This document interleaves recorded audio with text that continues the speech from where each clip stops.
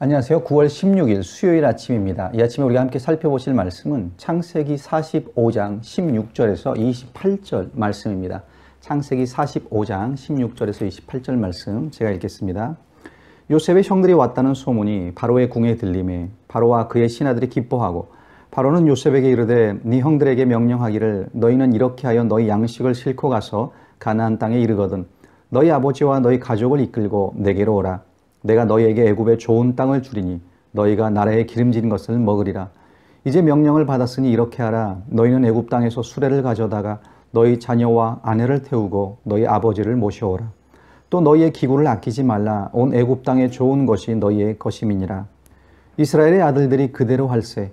요셉이 바로의 명령대로 그들에게 수레를 주고 길 양식을 주며 또 그들에게 다 각기 옷 한 벌씩을 주되 베냐민에게는 은 300과 옷 5벌을 주고 그가 또 이와 같이 그 아버지에게 보내되 수나기 10필에 애굽의 아름다운 물품을 실리고 암나기 10필에는 아버지에게 길에서 드릴 곡식과 떡과 양식을 실리고 이에 형들을 돌려보내며 그들에게 이르되 당신들은 길에서 다투지 말라 하였더라.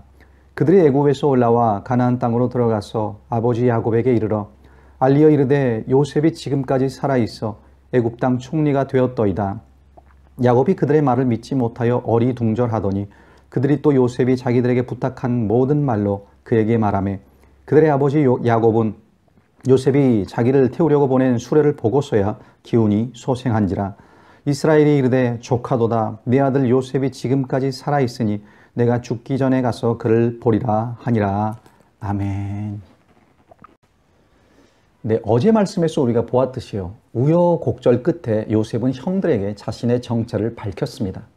그러면서 하나님이 자신을 애굽으로 보낸 것이라고, 하나님이 큰 구원으로 가족의 생명과 후손들의 생명을 보존하시려고 요셉 자신을 먼저 애굽으로 보낸 것이라고 이렇게 말을 하면서 형들을 달래고 용서하고 그동안 풀지 못했던 이 서로의 관계를 풀게 되는 그런 은혜의 모습을 우리가 볼 수 있었습니다. 그러면서 이제 가나안에 있는 아버지 야곱을 모셔오라고 형들에게 요청을 하죠. 어제 본문 10절과 11절에서 이렇게 요셉이 말을 했습니다. 아버지의 아들들과 아버지의 손자들과 아버지의 양과 소와 모든 소유가 고센 땅에 머물며 나와 가깝게 하소서. 흉년이 아직 5해가 있으니 내가 거기서 아버지를 봉양하리이다. 아버지와 아버지의 가족과 아버지께 속한 모든 사람에게 부족함이 없도록 하겠나이다 하더라고 전하소서. 자, 흉년이 아직도 5해나 남았습니다. 아직도 5년이라는 시간 동안 이 기근이 계속 될 텐데 이렇게 왔다 갔다 할 필요 없이 그냥 아버지와 함께 온 가족이 애굽으로 이주하고 또 모든 가축들까지 끌고 와서 이곳에서 우리 함께 삽시다. 내가 아버지를 봉양하고 모든 사람에게 부족함이 없게 하겠나이다 라고 말을 해요. 또 오늘 본문에 보니까요. 요셉의 형제들이 왔다는 이 소식을 들은 바로 왕까지 합류해서 함께 기뻐하고 그 가족들을 다 데려오라고 형들에게 요청하는 그런 모습을 보게 됩니다. 그러면서 바로 왕이요. 17절에 보니까 양식을 내어주고요. 또 18절에선 애굽의 좋은 땅을 약속을 합니다. 가족들이 와서 기름진 것을 애굽에서 먹을 수 있는 그런 좋은 땅을 내어주겠다라고 합니다. 또 19절에서는 아버지를 모셔올 수레까지 내어줍니다. 이 수레는요. 평범한 수레가 아니었어요. 그냥 짐을 싣고 다니는 그런 수레가 아니었습니다. 이 당시 고위 관직들이 타고 다니는 그런 특별한 수레였습니다. 어느 정도였냐 하면은요. 요셉이 애굽의 총리가 되어 있다, 살아 있다라는 이 말을 야곱이 들었을 때 처음에는 믿지를 못했습니다. 그런데 27절에 보니까요. 자기를 태우려고 보낸 이 수레를 보고서야 드디어 다른 그 아들들의 말이 믿어졌던 겁니다. 그 외에도 23절에 보니까요. 순나기 10마리에 애굽의 아름다운 물품을 실었고요. 또 암나기 10마리에는 이 왕복 여행 중에 먹을 수 있는 곡식과 떡과 양식을 실어서 내어 주었습니다. 이렇게 바로에게 또 요셉에게 받은 큰 선물들을 가지고 이 아들들이 돌아오게 되는데 그 돌아온 아들들에게서 야곱은 전혀 상상치도 못했던 예상치도 못했던 그런 소식을 듣게 돼요. 26절입니다. 보시면 알리어 이르되 요셉이 지금까지 살아있어 애굽 땅 총리가 되어 있더이다. 야곱이 그들의 말을 믿지 못하여 어리둥절하더니 요셉이 살아있습니다. 죽은 줄 알았던 요셉이 살아서 지금 애굽의 총리가 되어 있습니다. 이 말을 듣고 어리둥절했다라고 말을 해요. 자, 오늘 본문에서 형들이 끌고 간 수레를 타고 이제 내일 본문에 보게 되면 야곱이 애굽으로 내려가게 되는데요. 그렇게 수레를 타고 애굽으로 내려간 야곱에게 47장에 보면 바로 왕은 그의 나이를 묻습니다. 그때 야곱이 이렇게 대답을 하죠. 47장 9절에서 야곱이 바로에게 아뢰되 내 나그네의 길의 세월이 130년이이다. 내 나이가 얼마 못 되니 우리 조상의 나그네의 길의 연주에 미치지 못하나 험악한 세월을 보내었나이다 하고, 그냥 내 나이가 130입니다 라고 짧게 간단히 대답할 수도 있었을 텐데요. 야곱은 아주 길게 대답을 합니다. 그러면서 뭐라고 하냐면요. 내 나이가 130인데 참 험악한 세월을 보내었나이다 라고 고백을 해요.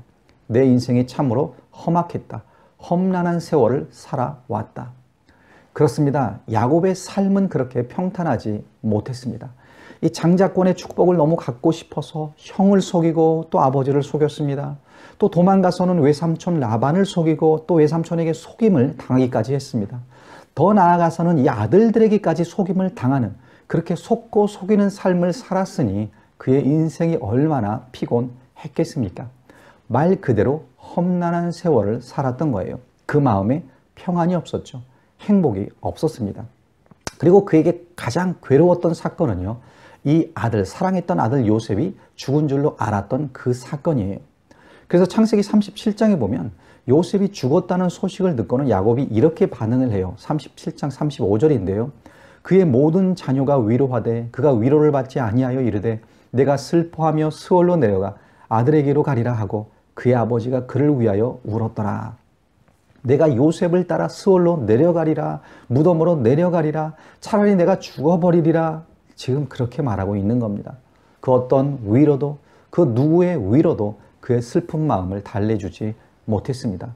너무나 큰 고통, 이 마음이 찢어지는 듯한 그 애통한 마음, 절망적인 마음을 갖고 그가 살기 시작을 한 거예요. 자, 그런데 오늘 본문에서 우리는요, 이 야곱의 그 고통과 애통함이 치유되고 회복되는 37장에서의 그 야곱의 모습과는 정반대되는 그런 모습을 오늘 본문에서 발견할 수 있습니다. 자, 오늘 본문 27절, 28절입니다. 그들이 또 요셉이 자기들에게 부탁한 모든 말로 그에게 말하며 그들의 아버지 야곱은 요셉이 자기를 태우려고 보낸 수레를 보고서야 기운이 소생한지라.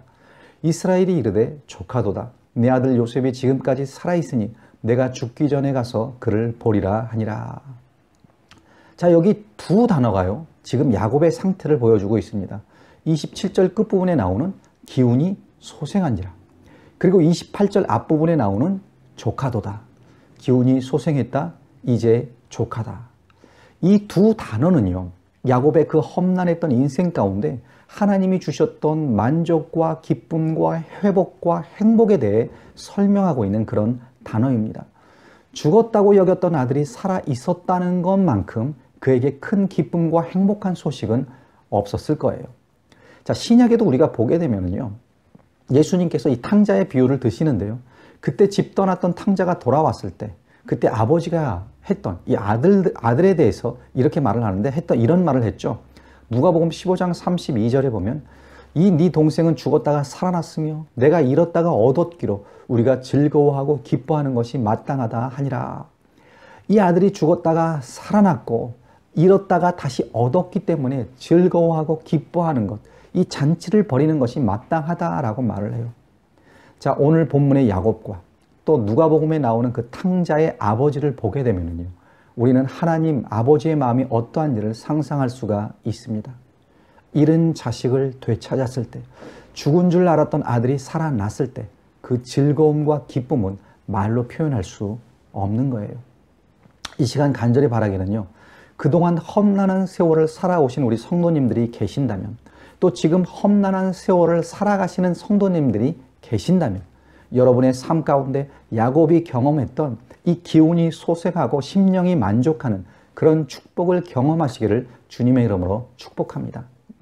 이사야서 40장 27절부터 보게 되면요, 하나님이 이스라엘에게 주시는 희망의 말씀이 있습니다. 그런데 그 이스라엘을 야곱이다라고 부르세요. 험난한 세월을 살아온 이 야곱과 같은 그 이스라엘에게 하나님이 주시는 말씀인데요. 어떤 말씀입니까? 바로 이사야서 40장 27절에서 31절까지를 보면 야곱아, 어찌하여 네가 말하며 이스라엘아 네가 이르기를 내 길은 여호와께 숨겨졌으며 내 송사는 내 하나님에게서 벗어난다 하느냐. 너는 알지 못하느냐 듣지 못하였느냐. 영원하신 하나님 여호와 땅 끝까지 창조하신 이는 피곤하지 않으시며 곤비하지 않으시며 명철이 한이 없으시며 피곤한 자에게는 능력을 주시며 무능한 자에게는 힘을 더하시나니 소년이라도 피곤하며 곤비하며 장정이라도 넘어지며 쓰러지되 오직 여호와를 앙망하는 자는 새 힘을 얻으리니 독수리가 날개치며 올라감 같을 것이요 다른 박질하여도 곤비하지 아니하겠고 걸어가도 피곤하지 아니하리로다. 야곱아 그렇게 말씀하십니다. 그러면서 땅끝까지 창조하신 영원하신 하나님께서 피곤한 자에게 능력을 주시고 무능한 자에게 힘을 더하시고 여호와를 앙망하는 자에게 새 힘을 주시며 독수리의 날개침같이 올라가게 하시며 다른 박질하여도 곤비하지 않을 것이고 걸어가도 피곤치 않게 하실 것이다 라는 말씀을 주세요. 야곱과 같이 피곤하고 험난한 세월을 살았을지라도 하나님께서 이렇게 기운이 솟게 하시고 그 심령에 족한 마음을 주신다라는 겁니다. 여러분 이렇게 우리가 하나님 앞에 나아가고요. 그 하나님으로부터 하나님이 주시는 이 능력을 체험하시는 우리 모두가 될 수 있기를 간절히 축원드립니다. 기도하겠습니다. 아버지 하나님 자신의 평생의 삶 가운데 피곤하고 험난한 세월을 살았던 그 야곱 속고 속이 된 그 과정 속에서 지쳤던 야곱 심지어 아들이 죽었다는 그 소식 앞에 무너졌던 그 야곱 그럼에도 오늘 본문에서 하나님께서 그의 심령을 솟게 하시며 그의 심령의 마음에 아버지 족한 마음, 만족의 마음을 주심을 보게 됩니다. 아버지 우리도 이 땅을 살아나갈 때 험난한 세월, 힘든 세월, 피곤한 세월 만날 때가 있습니다. 그러나 간절히 바라옵기는 이 시간 주님 앞에 나아가오니 아버지 하나님께서 저희들을 불쌍히 여겨주시고 저희들의 영혼을 소생시켜 주시옵소서. 저희들의 심령 가운데 이 족한 마음을 허락하여 주시옵소서. 성령 충만함으로 말미암아 하나님으로 기뻐하며 하나님으로 말미암아 이 땅을 살아가는 그런 아버지 하나님 행복한 아버지 경험들이 계속 되어질 수 있도록 주님께서 우리 모든 성도님들의 삶을 인도하여 주시옵소서. 감사드리고 예수님의 이름 받들어 간절히 기도드리옵나이다. 아멘.